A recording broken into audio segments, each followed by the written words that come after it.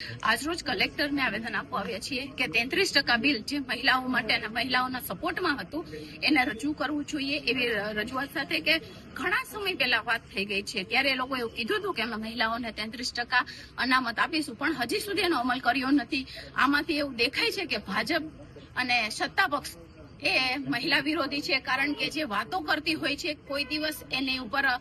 અમલ કરતી નથી. આમાં પણ એવું જ છે કે એણે 33% અનામત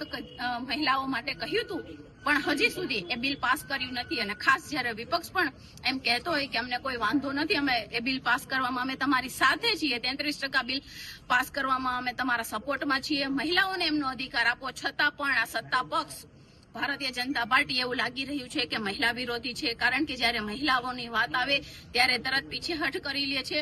અને આ વાતને રજૂ કરવા માટે અમે આવ્યા છીએ અને અમારી માંગણી પણ એ જ છે કે જે 33% મહિલા અનામત હતી એ વહેલી તકે બિલ પસાર કરવામાં આવે એવી રજૂઆત કરવા માટે આવ્યા છીએ અને મહિલાઓને એમનો અધિકાર મળે.